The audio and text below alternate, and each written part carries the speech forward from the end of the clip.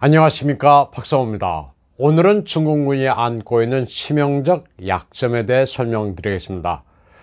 중공 해군 항공병 사령부에서 참모로 근무하다 미국에 망명한 야오청 전 중령의 폭로는 아주 의미심장합니다. 야오청은 미 국방정보국에 협력하면서 중공군의 전략 전술과 장단점에 대한 정보를 제공하는 인사입니다. 그는 1990년대 중공 해군에서 기밀 임무를 맡았다가 누명을 쓰고 투옥됐던 인사입니다. 라오스에서 러시아제 까모프 28 대잠 헬기를 밀수했는데 러시아가 이를 중공 당국에 추궁하자 그에게 책임을 뒤집어 씌운 겁니다. 그는 중공군의 부패가 덩샤오핑 시절부터 면면이 내려온 고질병이라고 말했습니다. 중공군 내에는 이때부터 배금주의가 팽배했습니다. 중공군은 1985년 하이난의 특구가 건설되기 시작할 무렵 일제 자동차를 밀수한 뒤 이를 상륙함, 항공기편으로 대륙에 가져다 팔았습니다. 중공군은 이렇게 80년대 중반부터 부패하기 시작했습니다. 지향점인 시대에 들어서는 부패가 더욱 심해졌습니다. 군대를 자기 편으로 만들기 위해 건설 개발 사업에 뛰어드는 것을 지지했습니다. 군 고위층은 장비 구입까지 털어서 먹고 마시는 데 사용했습니다. 당시 군에는 회계 심사도 없었고 먹고 마신 뒤 영수증만 만들어 제출하면 만사가 해결됐습니다. 누구 주머니에 얼마나 들어가는지 알 수도 없었습니다. 시진핑 시대에 들어서는 자기 파벌이 아닌 군부의 인사들을 대대적으로 배제하기 시작했습니다. 군대 내 숙청에 박차를 가했습니다. 고위층일수록 부패하지 않은 자들이 거의 없었기 때문에 걸면 다 걸렸습니다. 시진핑은 군대 감찰을 위해 중앙군사의 심계서를 신설했습니다. 그동안 없었던 회계심사도 하고 부정부패를 적발하는 부서를 만든 겁니다. 하지만 부패는 결코 줄어들지 않았습니다. 특히 해군은 급속도로 무기 장비를 확충했습니다. 보유하고 있는 함정 숫자가 엄청나게 불어났습니다. 여기에 비례해 부패도 많을 수밖에 없습니다. 항공모함은 이미 2척을 운영하고 있는데 돈을 엄청나게 쏟아 부은 것에 비하면 전력 증강 효과는 크게 떨어집니다. 중공의 항공모함은 캐터펄트 사출기 없는 점프 이륙 방식인데다 디젤 추진이라 작전 능력이 미국의 슈퍼 캐리어와 상대가 안됩니다. 시진핑은 이런 점 때문에 노발대발에 11년 동안이나 해군 사령을 지냈던 우성리를 조사하라고 지시했다가 되려 해군의 반발을 사기도 했습니다. 해군 장성들이 모두 그가 발탁한 사람들이기 때문입니다. 시진핑의 지시가 먹힐 구석이 없습니다. 역대 해군 사령을 보면 랴오닝성 출신인 스윈성을 제외하고 짱빙화, 우성리, 현재 선진롱에 이르기까지 모두 상하이 출신입니다. 다시 말해 모두 장점인 사람들이라 시진핑의 말을 듣지 않습니다. 그래서 타이완에 대한 무력 시위를 할 때 동원되는 전투기는 해군은 적고 대다수가 공군 소속입니다. 중공군의 특징은 또 차기 지도자가 정해지만 전임 지도 당시 군대 대리인을 숙청한다는 점입니다. 정권이 교체될 경우 이들은 반대로 숙청 대상이 되기 때문에 중앙의 정권 투쟁을 관망하는 습성이 있습니다.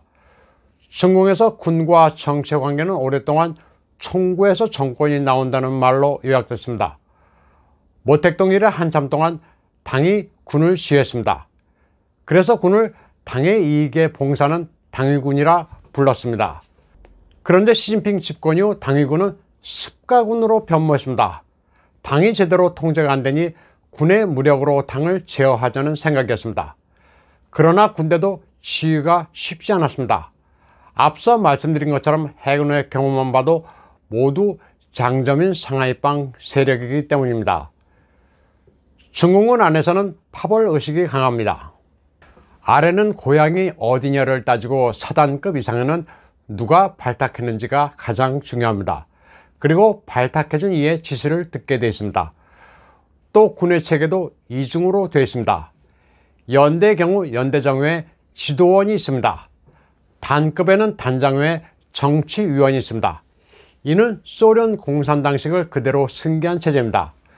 정치위원은 지휘관의 사상을 감시하는 역할을 합니다.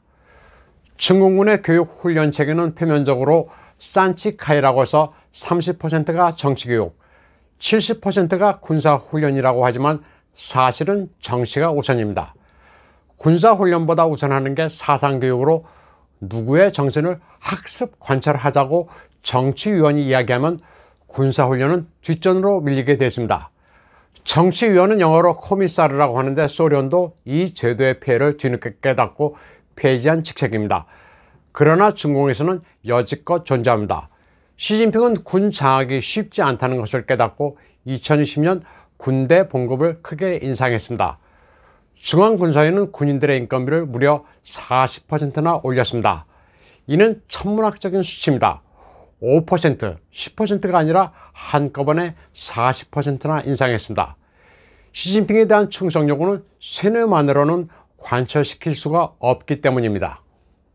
경제가 크게 하강하고 있는 상태에서 이는 정권의 또 다른 부담이기도 합니다. 중공의 군사력과 관련해서는 진짜 위협적이라는 견해와 함께 종이호랑이란 양극단의 견해가 있습니다. 미국을 비롯한 서방 국가의 무력은 군사기술 측면에서 중공보다는 월등히 강합니다. 그러나 중공이 무서운 것은 져도 된다는 점입니다. 전쟁에서 져도 된다는 게 강점이라고 하면 역설적이지만 중공은 인명을 경시하기 때문에 1000만이 죽든 2000만이 죽든 심지어 1억이 죽어도 상관없다고 여깁니다. 반면에 미국은 인명을 많이 희생시킬 수가 없습니다. 핵 전력도 미국이 절대 우세지만 중공이 한 발의 핵무기로 본토를 강타할 경우 미국은 반전 여론 때문에 견디지를 못합니다. 반면 중공은 미국이 100발의 핵무기를 발사하더라도 지도부는 겁내지 않습니다. 중공은 타이완을 공략할 경우 정규군의 상륙작전보다는 초환전을 구사할 가능성이 높습니다. 상륙작전에 따른 대가가 너무 큰 데다 일본까지 개입하게 되면 승산이 별로 없기 때문입니다. 중공중앙군사위원회는 2020년 6월 28일 명령 하나를 내렸습니다. 전시의 모든 예벽은 중앙군사위원회의 지휘를 받는다는 것, 그리고 중공연에 11개 성시 해상 예비대 등 1만 척의 어선들이 동원된다는 내용입니다. 중공 어선에는 통상적으로 4개의 고무보트를 실을 수 있는데 보트 하나당 5명이 탑승할 수 있습니다. 이런 계산이면 1만 척의 어선으로 모두 2만 명을 태울 수 있습니다. 이렇게 어선으로 위장한 민병대로 타이완을 공략하면 막을 방법이 별로 없습니다. 전쟁이 날지 어떨지는 아무도 알 수 없습니다. 전쟁을 중공이 감행하면 대체로 이런 시나리오가 될 거라는 게 야오청의 분석입니다. 그런데 11월 30일 중공 후젠성은 대면적 정전사건 응급훈련을 실시했습니다. 훈련 범위는 후저우, 샤먼, 장저우, 닝더 등 4곳으로 타이완의 남단과 북단을 커버하는 지역입니다. 중공이 전시를 상장해 호전적인 분위기를 고조시키기 위해 이런 훈련을 벌인다는 관측이 제기되고 있습니다. 이에 대해 야오청은 중공이 타이완에 무력을 행사하기에는 아직 조건이 갖춰지지 않았으며 지금 하고 있는 무력 시위는 페이크 모션이라고 분석했습니다. 중공의 진정한 목표는 남진해로 타이완을 장기판에 말삼아 미국에 대항하고 있는 것이라고 말했습니다. 남진해는 석유와 천연가스 같은 천연자원이 풍부한 데다 국제무역의 주요 통로입니다. 중공은 매년 7억 톤의 원유가 필요한데 이 가운데 5억 톤이 말라카 해협을 지납니다. 야오청은 중공이 진짜 타이완을 공격할 작정이면 조용히 군사훈련을 하지 대놓고 선전하듯 하지는 않을 것이라고 분석했습니다. 중공이 후젠 등 연안 지역에서 열차로 장갑차를 운송한다든지 하는 장면들을 세계 일부로 노출시키는 것이란 논리입니다. 중공이 타이완을 공략하려면 속전속결로 끝내야 하는데 타이완이 미국의 도움을 받아 고슴도치 전략으로 공세적 미사일 전력을 갖추고 있는 데다 일본까지 유사시 개입할 태세라 쉽지 않다고 말했습니다. 일본도 항공모함과 함께 150대 F-35로 무장하고 있고 주일 미군도 6만에 달합니다. 중공이 두 개 집단군으로 타이완 상륙 작전을 벌일 경우 제공권과 제해권이 없어 상륙한 병력이 오히려 고립될 수 있다고 야오청은 분석했습니다. 1949년 진먼다오에서 벌어진 구닝토우 전투가 재현될 수도 있습니다.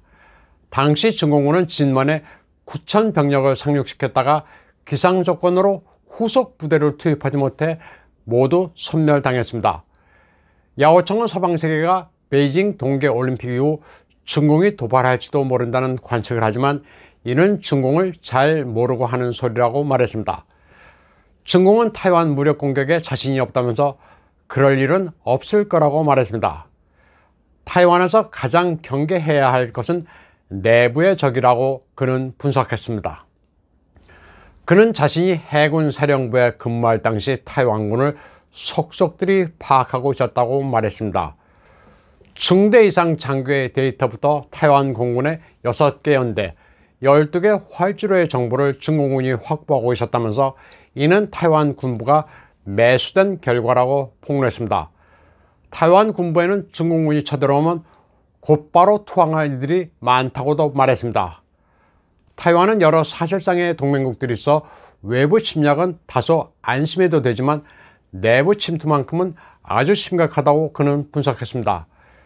중공이 마구 돈을 뿌리는데 당연할 리가 없다는 겁니다. 야오청은 미국이 타이완에 F-35를 팔지 않는 이유도 여기에 있다고 말했습니다. F-35를 타이완이 보유하는 순간 모든 관련 기술은 중공으로 넘어간다는 겁니다. 또 타이완의 퇴역 장성들 가운데는 중공으로 건너가 각종 회의에 참석해 군사 기밀을 누설하는 경우도 많다고 그는 말했습니다. 중공이 가진 가장 큰 무기는 역시 돈입니다. 돈으로 넘어오지 않을 사람은 많지 않습니다. 이는 타이완뿐 아니라 전 세계를 대상으로 중공이 벌이고 있는 공작의 일환입니다. 오늘 방송은 여기까지 하겠습니다. 시청해주신 여러분 감사합니다.